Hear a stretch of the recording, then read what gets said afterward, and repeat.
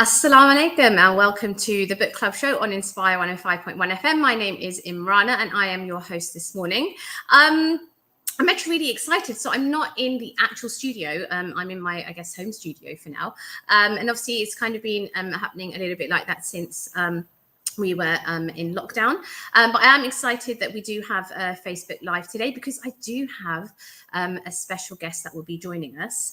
And the book that we are going to be discussing today is called Finding Mr. Perfectly Fine. So it is a debut book by Tasneem Abdur-Rashid. So what I'll do is I'm just going to give a bit of a quick introduction or just read the blurb, give you an idea of what the book is about, and then hopefully Tasneem will be joining us shortly as well, inshallah. So if you are on Facebook Live, you can see it is a beautiful color. It's yellow, and you can see there is a man and a woman who are kind of staring at each other. Maybe the ladies looking maybe a little bit perplexed. So what it does say is, when the pressure's on to find someone, does it matter if he's not the one? So the blurb is, last week I turned 29. Along with the usual homemade Victoria sponge, helium balloon and Selfridges gift vouchers, my mum's birthday present to me was the threat that if I'm not engaged by my 30th birthday, she's sending me off to the motherland to find a fresh from the dish husband. When Zara's mum puts together the most archaic of arranged marriage resources, not exactly the rom-com worthy love story she had envisioned for herself, Zara is soon exhausted by her family's failed attempts to set her up with every vaguely suitable Abdul, Ahmed and Farouk. So she decides to take matters into her own hands by signing up for marriage apps and speed dating. After all, how hard can it be to find a husband? When she meets Hamza, a kind British Egyptian who shares her values, Zara knows he would make a good husband. While she's aware that not all marriages are based on love or lust at first sight, Zara struggles with a lack of spark, particularly when she can't stop thinking of someone else. So as her 30th looms and family pressures intensifies, Zara knows she must make a decision, but will she make the right one? So that is the really super intriguing blurb for the book Finding Mr. Perfectly Fine, which has been written by Tasneem Abdur-Rashid, who is joining us in the studio. I am going to give you a quick introduction to Tasneem, because obviously I'm so excited to be having her just join us in the show. But before we do that, if you do want to contact, please feel free to contact obviously Inspire FM Studio. If you have any questions today, it would be really lovely. It'd be really lovely to hear from you.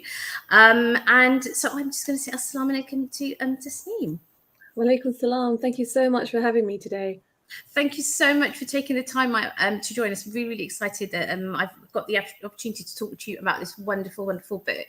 I guess where I'd really like to start is just what was your inspiration to become a writer, I think, first and foremost, because I know that our listeners tend to really like to hear about people's kind of journey to becoming writers and authors.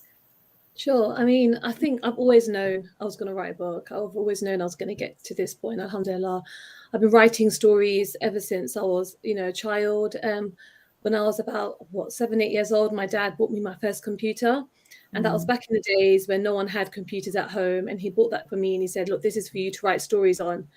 And so everyone knew that I wanted to get to this point. So alhamdulillah, I'm 39 now. So it's taken a long time.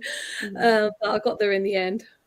That's amazing. No, it's so, and I think, I really love that kind of conviction, because I think it is about having big and beautiful intentions, right? And no matter how, we don't need to necessarily put a time frame. I think sometimes there's, we talk about pressures and especially as women, and I know we're going to come on to that a little bit in a moment as well. So just to read a bit of your bio, just so our listeners have a bit more background, I guess, to you. So you're a British Bengali writer, born and raised in London, a mother of 2. So you've walked across media, PR and communications, both in the UK and the UAE. So today you're spending your time writing novels and nights co-hosting the award-winning podcast, Not Another Mum Pod. And in between, you're busy trying and often failing to be a super mum, super wife and super chef. So you recently completed a master's in creative writing with distinction, and this is obviously your debut rom-com, which is Finding Mr. Perfectly Fine, which has been published by, is it pronounced Zafrain? I say Zafar, but I have no idea if that's how you're supposed to Okay. say it. I've been saying I'm going to Zafar. apologize in advance if that's kind of, I'm pronouncing I it, should but check actually. yeah, actually that I know, maybe I should have done that sooner, but thank you again. So okay, so we've heard a little bit about what got you into writing and kind of what your intentions were, but what specifically about, was your plan always to write like a rom-com No, not at all. So yeah, like I didn't know what I wanted to write. So with this book, ever since my friends and I reached that age where everyone starts looking for a husband for you, right? And we're talking when we were teenagers, we were 18, 19 years old when our parents started talking, having the conversation and saying, you know, we better start looking. It could take years. We don't want to wait until their degrees are finished because, you know, what if it takes another 10 years from there? We need to get the ball rolling. So this conversation has been going on since we were teenagers, basically, amongst my friends and I. And when I saw the kind of things that they were going through, even more so than I was going through, I just thought to myself, you know what, this is a story that needs to be written down.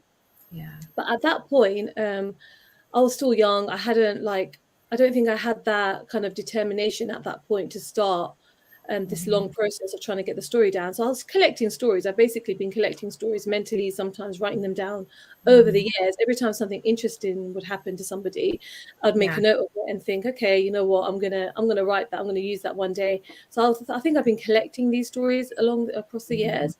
And what happened was when I had my second child, so I fell into my career. I started working in comms, and alhamdulillah, it was really good. I moved to Dubai. I worked for magazines there. I worked for communications, PR.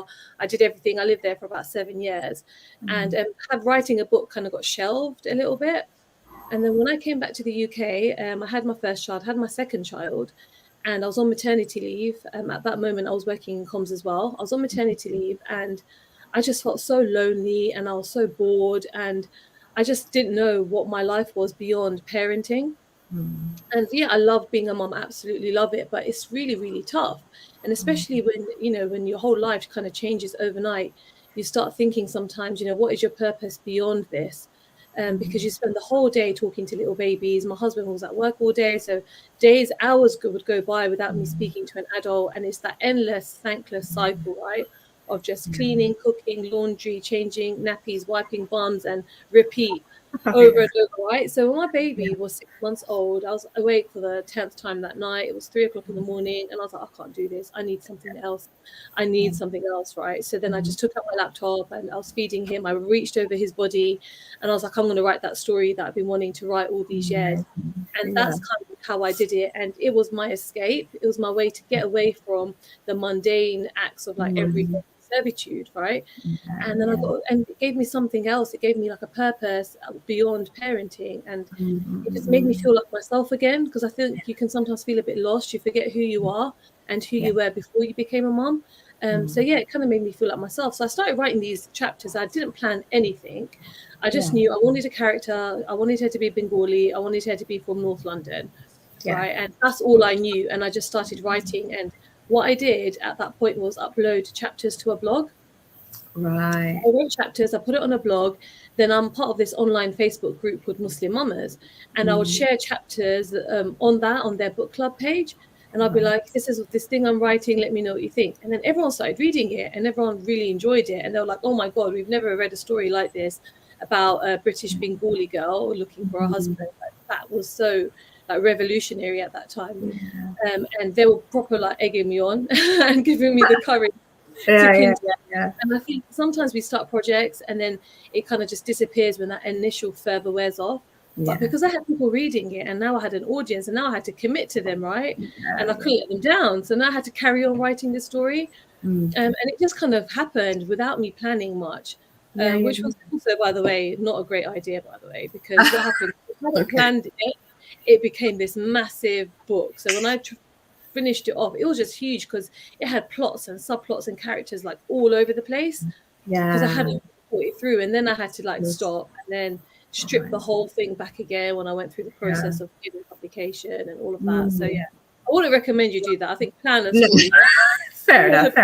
No, that's a valid point. But no, it's so amazing to. I mean, you've touched on so many kind of important things there because there's primarily that thing, and you talk about in your book as well the expectations on women, I guess, and this idea that you know, you mentioned kind of servitude and motherhood and all the things that are expected of us. But actually, obviously, of course, there's always a life outside of that and before that. And then, you know, what you want to kind of do with it. And, you know, I think, you know, it's so interesting, and definitely you get that not just through Zara, who's obviously the main character in your book, but obviously like her sisters and her kind of friends. And, you know, there's a lot that you kind of talk about. And I think actually it's amazing having heard the way that you've kind of come about actually putting it into a book.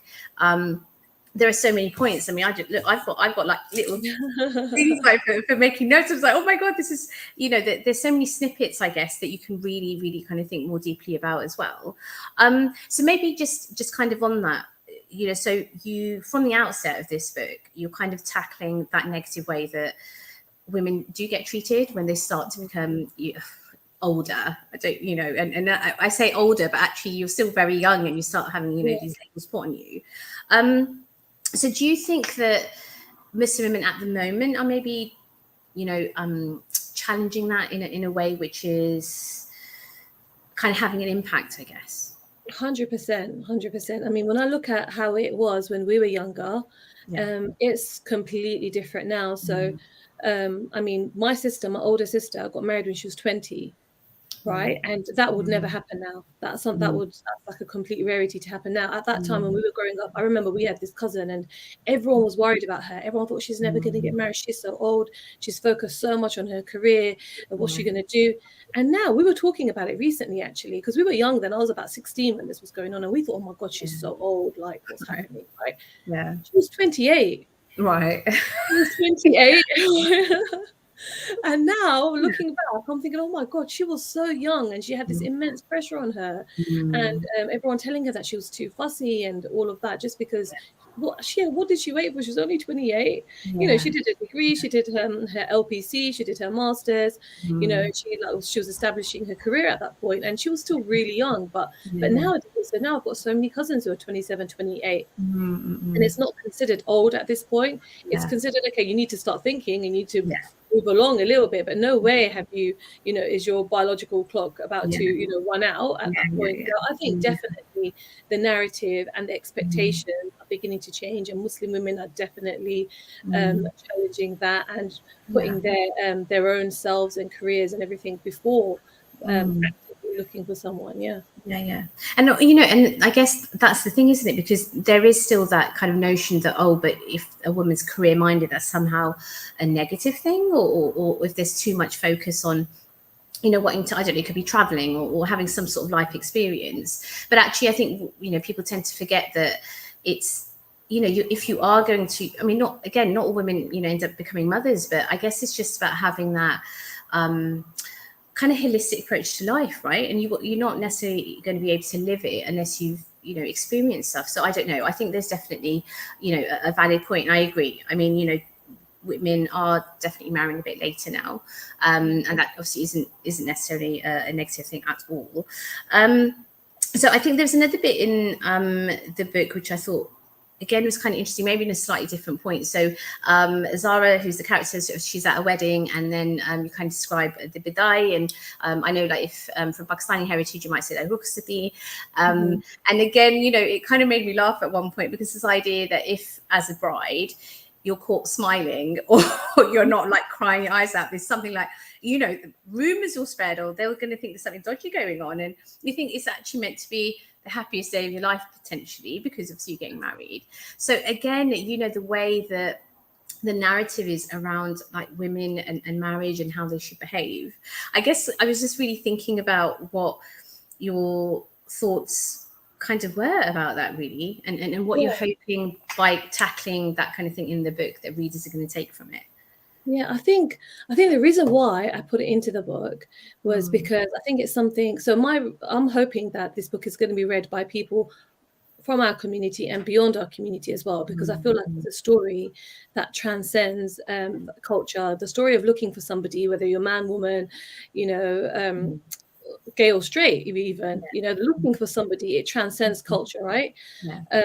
And I think when I put that scene in there, I kind of wanted to highlight this thing that other cultures or other communities might not go through. Like you said, the wedding is supposed to be the happiest day of your life. But whereas in our culture, in the Bengali culture especially, we have this really emotional moment when you're crying when you leave. And it's not necessarily because you're unhappy, it's because you're upset that you're going to be leaving your family and your life's about to change completely. And often you don't really know what you're getting into. You might know the person you're marrying, but you don't know what his family is going to be like. And as we know, us Bengalis and Asians in particular, we marry our in-laws, not just our partners, right? So it's that whole unknown of not knowing what lies beyond that person that you're spending the rest of your life with. And I think I just wanted to highlight that because I think it is quite a special part of our weddings as well. And I just wanted to highlight that to show that, it can be bittersweet. Yeah. And I think you've done that really well. You've captured it. I mean, I remember it because I think it does allow that, there's a moment coming which allows you to have a really intimate, I guess, experience with your parents and your siblings, before you leave. And of course, there is that nature of leaving. But I guess, at the same time, it's the perception of, thinking, again, Urdu, people might say, log kya kehenge, like, what are people going to think? Like, if you're, I mean, I remember, I'm sure she won't mind mentioning, but a friend of mine, when she got married, in the run up to getting married, she was, no way am I going to cry or be upset. And I was like, no, you're bound to it. And she wasn't. She was on the wedding, she was like on the horse and carriage, kind of being carted away. And that's when I thought, God, that's actually really beautiful. But I was thinking, I wonder what everyone's thinking. But, like I've had a friend who got married, and then beforehand she was like, I'm really worried. Like, what if I don't cry? Because you've got to cry on demand, right? You don't know how you're going to feel in that moment. Right.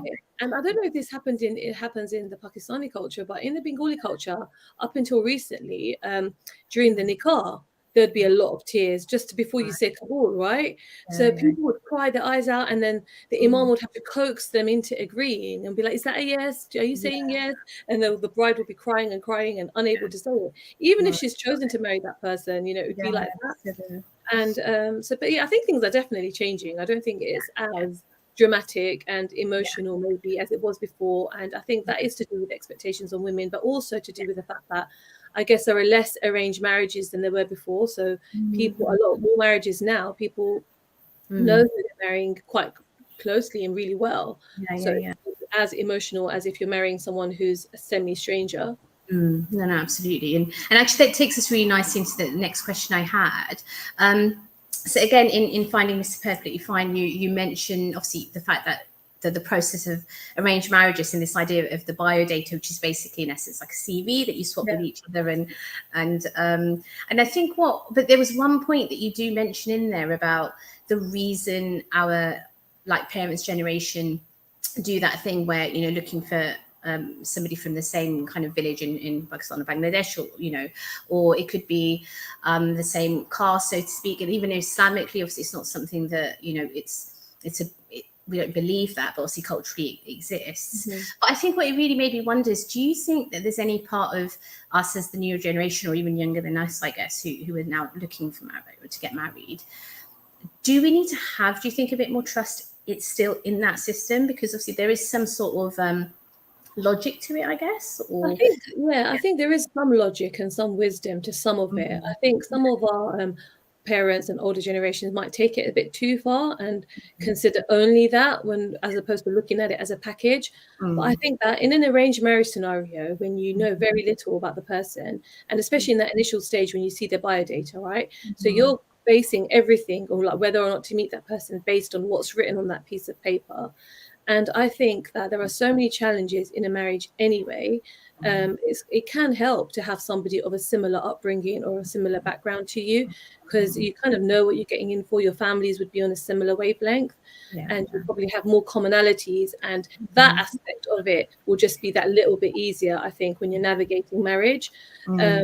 I think that's all I'll say. I think that's at the most. I think you can't obviously say that every marriage, people from different cultures, is going to be failure. Not at all. I'm not even married to a Bengali myself, So again, of course, it can work out, but it brings a new set of challenges. So as well as dealing with a person and a husband and a spouse and all of their ways and having to learn how to live with somebody and parenthood and all of that, then you've got the additional challenge of navigating a culture that you don't know about and all those different nuances. So I think it can help, but I don't think it's the be all and end all. And of course, you can marry somebody who's your cousin, who's the exact same background, and that could fall to pieces. You know, I think there's just so many ingredients that go into a successful marriage, and it's just one thing to consider as well.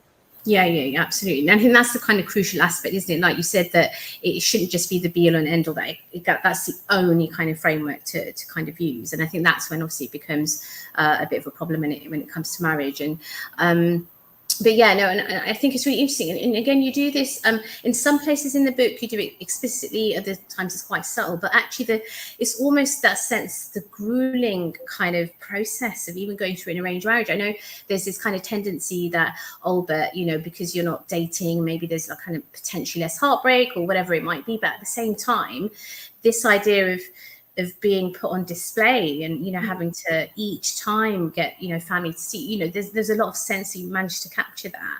And I think it's often like looking for a job. You know, when you go through that process of applying for a job and getting rejected over and over, go through interviews and failing them, and I think it can feel like that, can't it? Yeah, absolutely. And I think, that's really, I don't think we talk about that enough, especially when it comes to, you know, our parents' generation, or even, you know, our generation might eventually at some point now start looking for their kids as well. And actually we need to maybe create that safe space where our children can come to us and say, look, actually, this is really not nice, or whatever it might be. So, you know, there's definitely, I think, further conversation, you know, to be had there. So I think we've got about 2-3 minutes, or just maybe a little bit over before we go to the break. But just before that, I thought it would be really great to get an idea of the fact that, I'm trying to think whether we've got enough time to talk about this, but yeah, just maybe very quickly. So there was a point in the story that,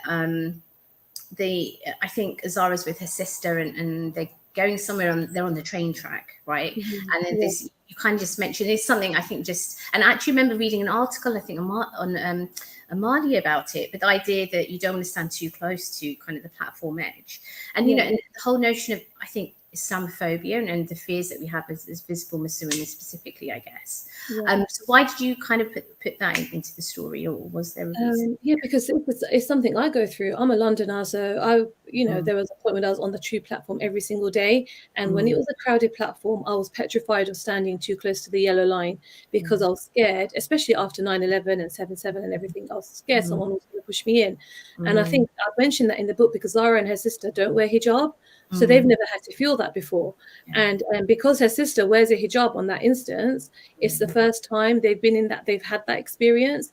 And so they felt that, and it was something, you know, unknown to them previously. And I think it's something that only if you're a visible Muslim, you would understand. And obviously not everybody would feel like that. But me personally, I do feel like that. So I wanted to get that across as well in the book. I think what I do with the book is I try and put in lots of little different issues that we go through as Muslim women, but in a light-hearted way. And I think that was definitely one of them.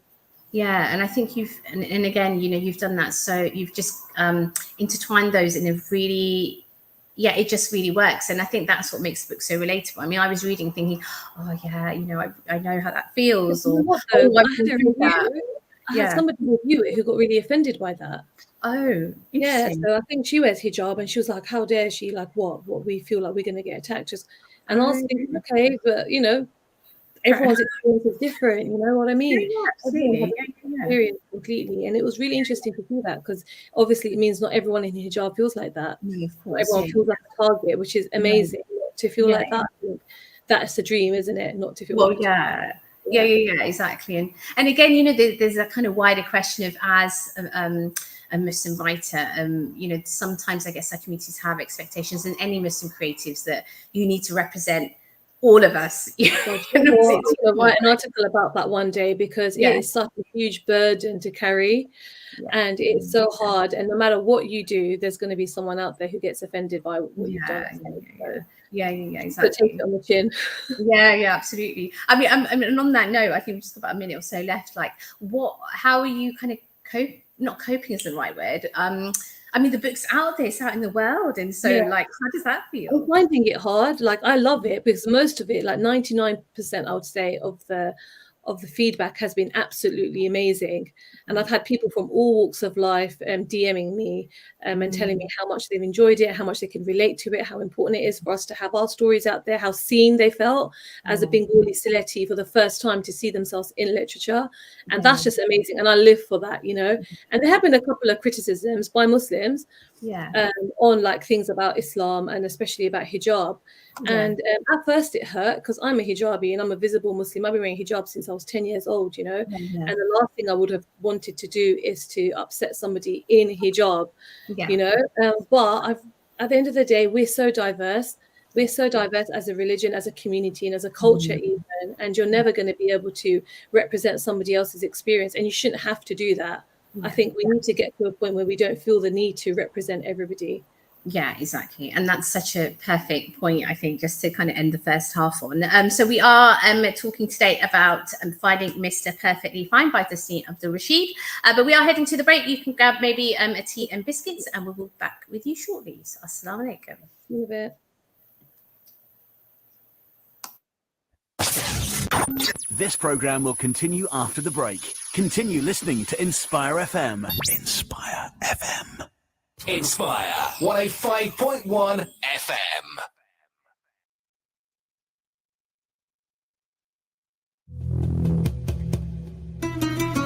आपका साथ है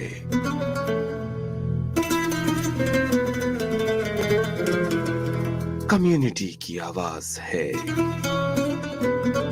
बस एक ही आवाज है आप समात फरमा रहे हैं इंस्पायर एफएम 105.1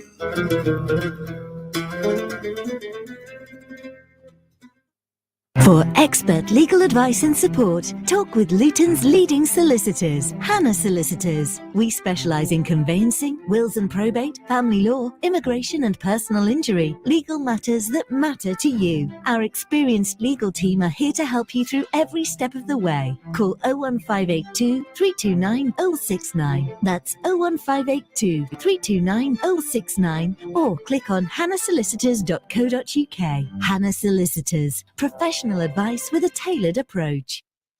आइडियल प्रॉपर्टीज 20 साल से आपकी खिदमत में पेश आपकी प्रॉपर्टी की सारी जिम्मेदारी अब हमारी।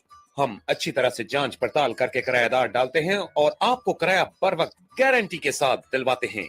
अगर आप प्रॉपर्टी किराए पर लेने या फरोख्त करने का सोच रहे हैं तो आज ही हमारे तजुर्बाकार माहिरीन से राब्ता कीजिए 01582721110 या फिर 01582696050। आइडियल प्रॉपर्टीज, आपकी मदद हमारा N फरीजा।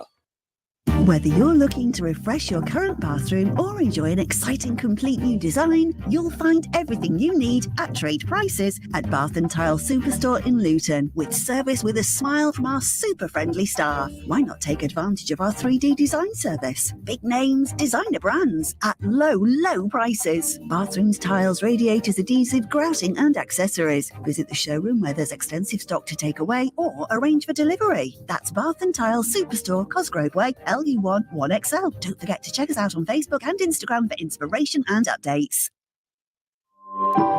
Through your hands, we can shape the future. By supporting an orphan, by quenching someone's thirst, by empowering people through life-changing livelihood projects, by responding to those in urgent need. The future lies in your hands. Muslim hands, united for the needy.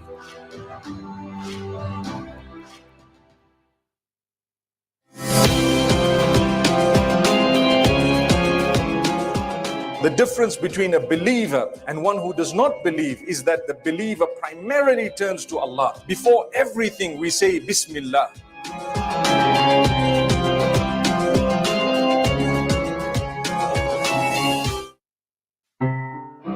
होशियार रहें, कुछ लोगों ने fraud का एक नया तरीका अपना लिया है। वो आपके घरों पर इंस्पायर एफएम और दीगर चैरिटीज के नाम पर चंदा मांगने आते हैं। इनको कुछ भी देने से पहले इनका आईडी कार्ड या फिर इस चैरिटी से राब्ता करके तसल्ली कर लें कि कहीं आप गलत शख्स को रकम तो नहीं दे रहे। Inspire FM community awareness message.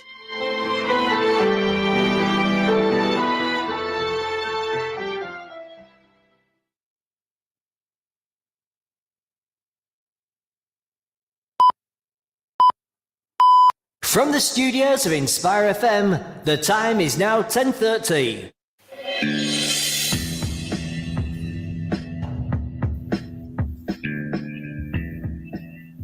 Assalamu alaikum and welcome back to the Book Club show on Inspire 105.1 FM. My name is Imrana Mahmood, and on today's show we do have our beautiful guest who is Tasneem Abdur-Rashid, and we are talking about her debut book, Finding Mr. Perfectly Fine. And in the first half of the show we were talking about some of the kind of topics and themes that she mentions in the book. Now, the book itself, for those of you who've just joined us, is about a 29-year-old Bengali woman who has basically a year to find a husband because of all the pressures. This idea of almost being, past your sell-by date. And we had a bit of conversation with Tasneem about those kind of pressures that women face when it comes to marriage, the expectations, different kind of cultural norms, and I guess those kind of different thinking patterns when it comes to our parents' generation and ours. But I'm really excited to welcome Tasneem back and kind of continue talking about her beautiful book, Finding Mr. Perfectly Fine. The next question I wanted to ask you, Tasneem, was that there's a mention, obviously, so she's going through, she takes matters into own hands because obviously her mum's going through the route of a traditional arranged marriage and having biodata and doing those things. But she decides to try signing up to a Muslim marriage app and, kind of online, an online search. So I really wanted to kind of delve into what that kind of world means, that when we make that decision as women or men to kind of search for our partner online, I think we sometimes get a bit of negative kind of thinking, like, oh, like, why are you doing that?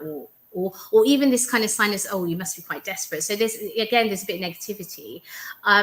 So what were your kind of thoughts about that? You know what, it's actually really interesting because when I first started writing the book, because I was writing it from my friends and my own experiences from when we were a lot younger, there weren't Muslim dating apps then. And I think there was only like Shadi.com at that time, and it was still quite new and not many people had been using it. And if they did, they didn't admit it. Yeah. I kind of left it out when I first started writing it. Then I was talking to one of my friends who is recently single. So she'd been married for 10 years, recently became divorced, and now she's putting herself back out there, right, to find someone. Yeah. And she said to me, look, you need to include the whole app thing on here because this is how everyone finds a partner now. So then I went and started talking to all my friends who are single now and we're looking for people and people who are younger than me and looking to get married and talk to them about how they were finding people. And everybody was like, yeah, we're on the apps. Like, this is the only way. And I think, and I understand it completely because firstly, you can't just rely on your parents because they have a limited network, right? They just know who they know. And I think the apps open up a whole world of people beyond the network that your family knows.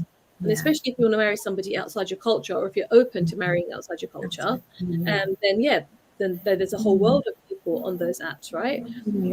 But everyone who I spoke to has had a pretty traumatizing experience. There are a couple who have found their partners through the apps, but they've had to go through this really soul-destroying process in order to get to that stage. And I wanted to show what that was like, because one recurring theme that kept coming up was guys, firstly, aren't always who they say they are. And I'm sure women as well. I've spoken to male relatives who are on the apps, and they're like, it's the women as well. They're not who they say they are.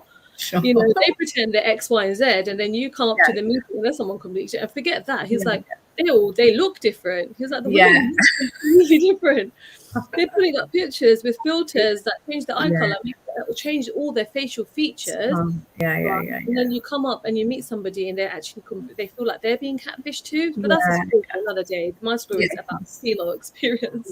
Exactly. Might have to write that down one day, but I feel like a man should do that. But anyway, so I wanted to show that kind of how soul destroying it can be, and how you have to wade through so many people before you find the right one. But obviously, because my book's of a certain length, I actually wrote like a really long book to begin with, and I had a lot more of this in there, and I had to strip it back a lot because it was just too long. But there was so much more I wanted to show about all of that. So I think that's going to have to be another book, I think. Yeah, absolutely. Please write it. But yeah, no, I think I completely echo because, again, talking to friends who are younger than me who are single and having to go through that, and I almost think, myself who went through the traditional, I guess, arranged marriage route, but then and just comparing, and I think they're both just as challenging. It has its challenges, and I mean, you shouldn't. The idea isn't even to pit one against the other, is it? It's really about saying, look, that searching for your partner or for your spouse or any partner, it's such a big decision to make, and obviously you want to make the right one, but and it's ideas of honesty, integrity, and again, Zahra in your book, Finding Mr. Perfectly Fine, at one point, because she's quite tall, isn't she? I can't remember now. Yeah, she's 5'8". So I'm 5'8". Oh, yeah. Right. Okay. And then obviously Willie's who are 5'8". It's not like I mean, I can already see how that could have, but again, it's so she at one point meets one of the men that she'd been obviously talking to online, and obviously it turns out he's much shorter than he'd said, and didn't even seem like it was an issue. But it happens. I've heard it as well. But no, I am glad that obviously that is part of the book, and it's definitely something that again needs to be talked about. But kind of on that kind of conversation we're having now about Muslim marriage apps and finding a partner. I know recently more so, some of the marriage apps have kind of come under, I guess, a little bit of criticism in terms of the way they're operating, the way they market themselves. So I'm kind of thinking, like, what do those marriage apps or people running them need to provide a better service for I think they need to do more to safeguard women, because based on the conversations that I've had, a lot of these people, so I've mentioned it at the book right at the beginning when Zara's on this app, and then her sister's like, oh, my friends are on it too, and she's like, what, you guys are like 21, well, why are you guys on the app? She's like, we're not looking to get married. They're not looking to get married, they just want to date, So I think what's happening is that people are using the apps as a dating site. Really, they're not really interested in getting married at all. And what I've realized through my research was that a lot of women come across with married men, for example.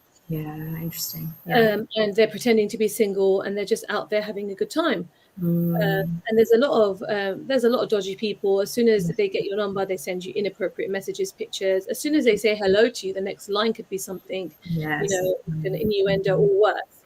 And that's what's happening to everyone across the board. And I don't know how they need to tackle that. I don't know how they would tackle that. I mean, what kind of processes need to be in place? I mean, they've obviously got facial recognition technology to verify that the person in the picture is you, right? So that's great. They can do that.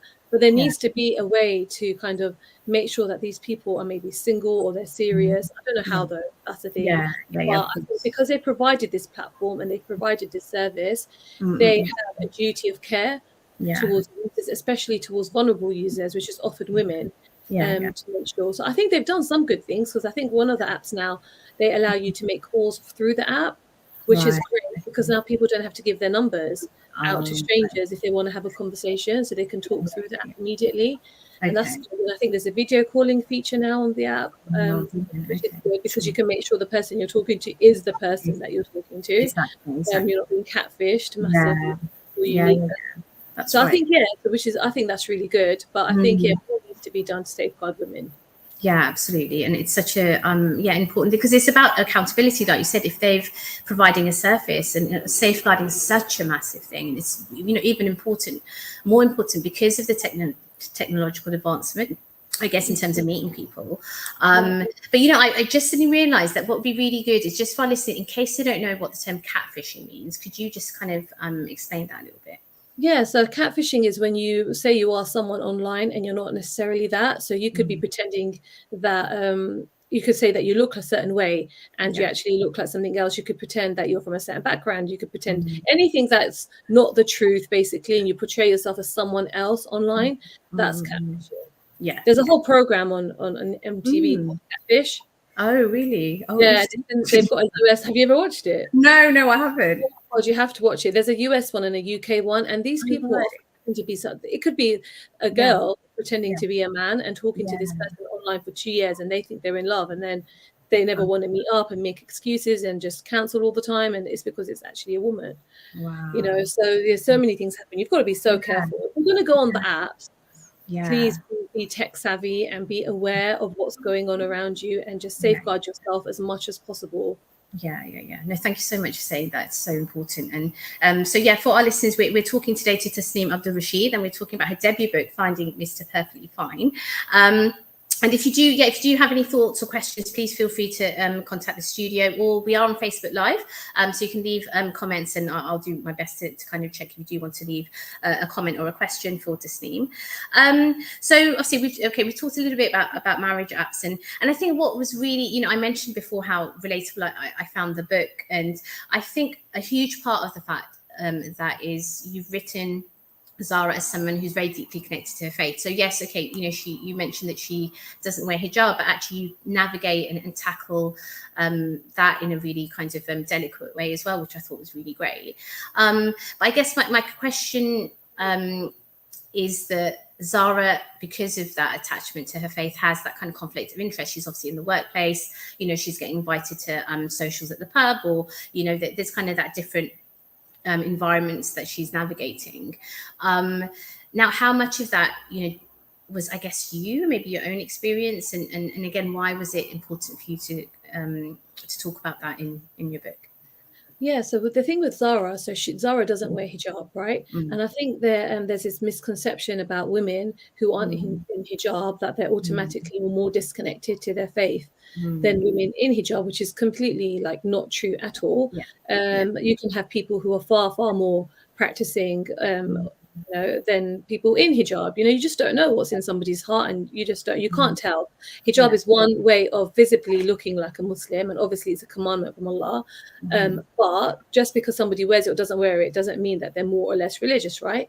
So with Zara, because she doesn't wear hijab, there's this assumption that what's wrong with her dating or hugging men or going to the pub? What is the issue? But I kind of wanted to highlight that not everybody is comfortable with that. And as a Muslim woman working in a predominantly non-Muslim environment, it can be really difficult when every social thing revolves around alcohol, and you're not comfortable with that, and automatically you're alienated. But I also wanted to show through that it's not even just non-Muslim people who don't get it. You can get Muslims who are very secular, and then they question you as well, and they make you feel bad, and then you think, hang on a second, you're supposed to be on my side, but you're making me feel even worse about it. And it's happened to me with female friends. I've got a female friend who was like, let's go out for dinner, and then there's this really nice bar we can go to, and she's a Muslim Bengali woman, and I'm like, why would you say that?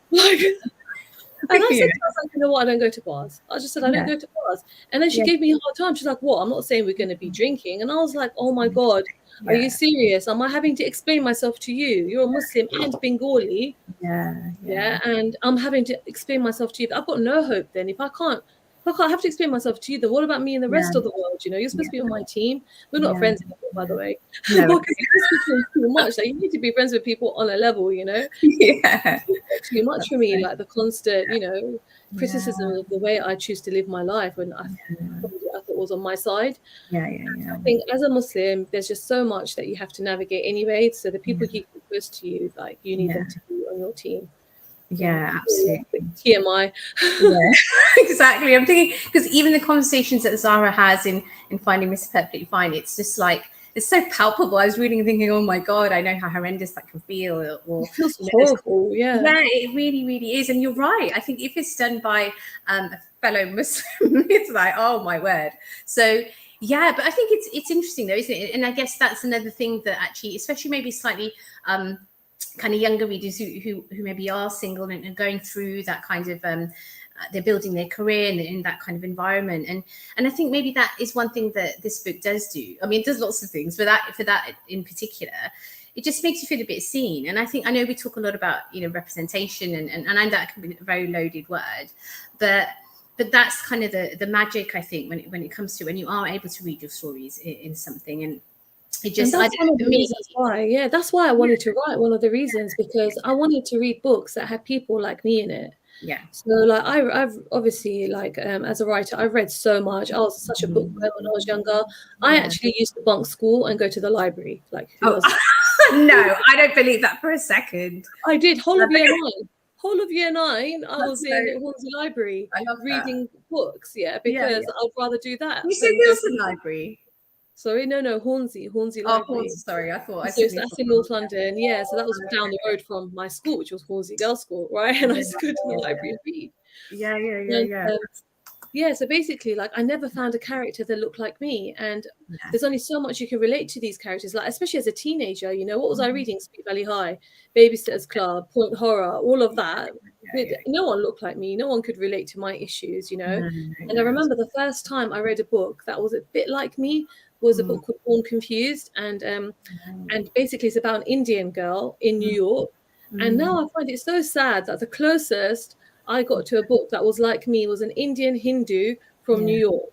Yeah. You know, and that was the closest I got. And I felt so seen just because she was brown. Yeah. So I think it's really, really important that people can read literature and find characters that look like them. And it does make you feel seen, and it makes you feel empowered, and it makes you feel heard, and it gives you confidence. That's right. And also, I think the inspiration, I mean, it's that thing of, you know, the more people we get into the arts and writing, and the more stories we will have. And I know obviously publishing is real, a bit of how to put it gently. I don't know. It's a difficult struggle. What's that? I said white publishing. Yes. White. Yes. Oh no, for sure. Which is part of not part of the problem, is the problem, isn't it? So yeah, having to navigate that. But you know, inshallah, you know, the more I guess writers that you can inspire as well, and kind of to get into the industry would be amazing. So maybe moving on to kind of the next question I wanted to ask. It was Zara's mum and her character, and of course. What did you think of Zara's mum? Do you know? Yeah. I kind of liked her because it was. I think you encapsulated lots of moms I know, but you know what? I have to mention this because I was reading your book, and the bit I don't want to spoil it. I won't spoil it, so I won't mention specifics. But the bit about the parents making Zara an email address, and the one they pick, I was sitting on the sofa, and my children were doing whatever they were doing, and I was in fits of laughter to the point I was kind of, and this one I'd gone mad. I think they probably thought that he got to me, but yeah. So I thought, you know, as a mum, she was being proactive, and I think she kind of had her daughter's best interests at heart. But I think what I really liked is, and that was kind of one of the quotes that I wanted to share. So you say, that Zara's mum is being the worst of both worlds. So tech savvy and cynical like a Western mum, but still clinging onto old traditions like the village mum she claims she isn't.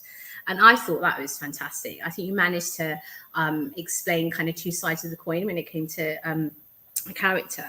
But the question was really that, do you think that even though some of our obviously parents might be like that the younger generation is now kind of challenging that? Or do you think that it's kind of been perpetuated? Because I have to admit, sometimes I have conversations with younger mums or mums in my generation, and I just think things aren't changing that much. You think? Sometimes I feel like in my circle it seems to be changing. Obviously our kids are still little, so mine are 6 and 8, and our kids are still little. I think by the time our kids are older, I think I'm hoping things would change to an extent, because I think it'd be a shame if we lost all the beauty of our culture. And there are so many beautiful things about our culture that I absolutely love and I respect and I cherish. And I think the sad thing is that's dying out with the stuff that we could let go of. And I think what the challenge is going to be is holding on to the good parts and letting go of the bad, rather than letting go of the whole lot. Yeah, and I think that's what I'm worried about, because there's so much beauty in our culture. For example, just the way we are with our families, I think it's a beautiful thing. The respect that we have in the families, the way we prioritize our families and our community, the way everyone helps each other. These are amazing things of our culture that I don't want to let go of. Yeah. And I can see that dying out as well as everything else, you know. And I think for me, I think that is the biggest worry. Yeah. And I think that there definitely is that kind of dilution, I guess, because obviously we being kind of the next generation and our children even more so, and how do they identify with their culture, with their faith, and obviously their, you know, our children's, I guess, challenges will never be the same as ours, which obviously never as the same as our parents, who obviously, you know, had to leave their homeland and kind of create a new life. And there's so much, you know, I think that is within that. But no, I definitely 100% agree. It really is about kind of preserving the good and kind of because I think the language is one thing that's dying out already. Yeah. And especially in my generation, those of us who have mixed marriages, so we're married to people from other cultures, the language has already gone. And like my kids don't speak Bengali, they know one or two words, and that's it. And that's because my parents speak English. And obviously at home we speak English because that's how we communicate with each other. And they don't speak at all. And that's really, really sad. No, I agree. And I mean, like myself, and I mean, I can speak Urdu because obviously my mum was very strict at home. So even though she could speak English, she was like, no, we are going to speak Urdu at home, and nothing else. Is very strict. And then I tried it with my children, but I realized after years and years of just conversing in English, it became easier. So even though I speak fluently, I mean, my children, they can kind of understand it. But how old are your kids? Mine, so I have two girls who are 12 and 10, and but again, the eldest knows a bit more. My youngest, even kind of less so. But you know, I kind of do want to give them that. I want them to give them an opportunity to learn it, because again, it's that access to cultural heritage, and sometimes that it might cause a disconnect. But I think, you know, if there's ways that we can do that, then definitely that's really, really kind of key.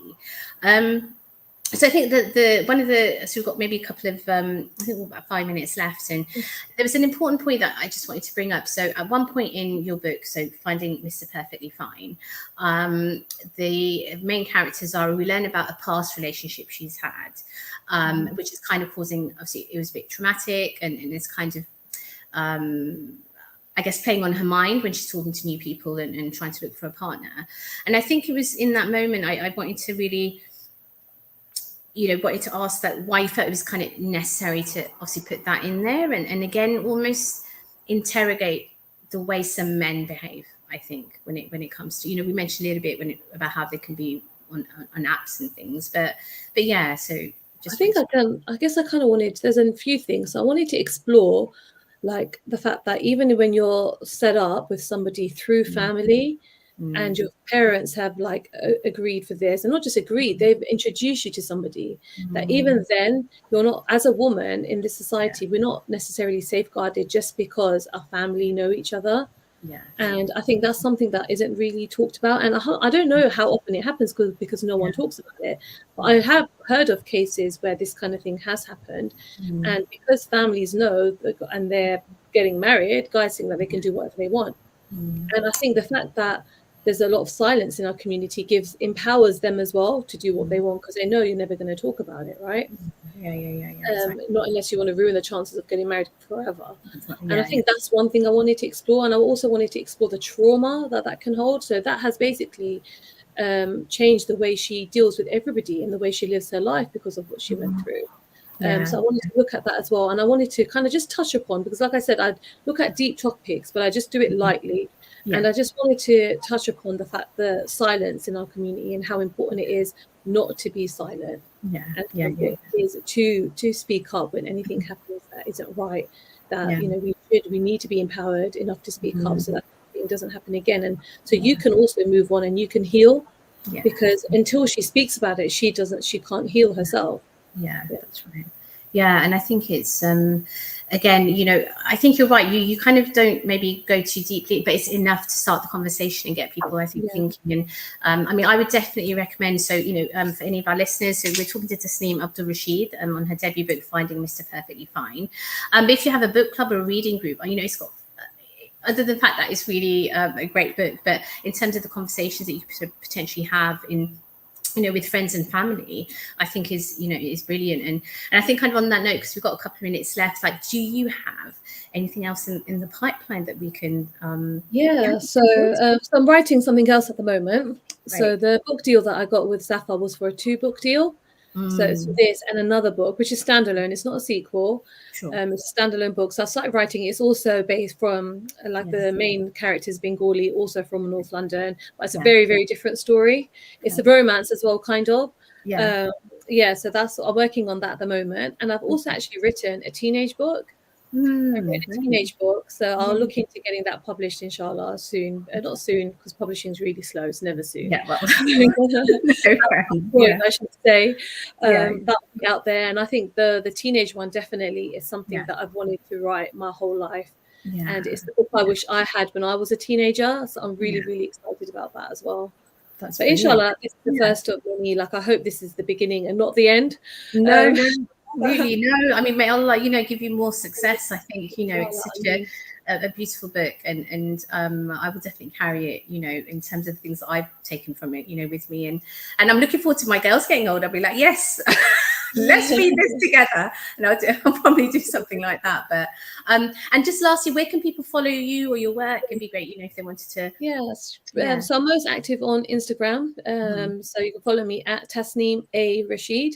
But if you just search my name, Tasneem Abdur-Rashid, on Instagram, that will come up. And I basically talk a lot about my writing journey on that. I've had book reviews, stuff about my book. So inshallah, you can follow me there. Fantastic. And I did want to mention, actually, I'm just going to do a shout out to my mum, because my mum's name's also Tasneem. Amazing. I have an automatic, right, to see a name that you know. Honestly, beautiful. I can't even explain to you, but thank you so much, Tasneem, for your time. Thank you for having me. This is my first book club talk about the book. First radio about the book. So, this has been amazing. Thank you so much for having me and for reading it quick enough. Like, it's only been a week or so. No, I know. I delved into it. But thank you so much. And thank you. And yes, listeners, so I'll be back, and hopefully inshallah next week, so you can catch me there. एक वक्फे के बाद साबरा हुसैन पेश करेंगी दीनी मालूमात पर मबनी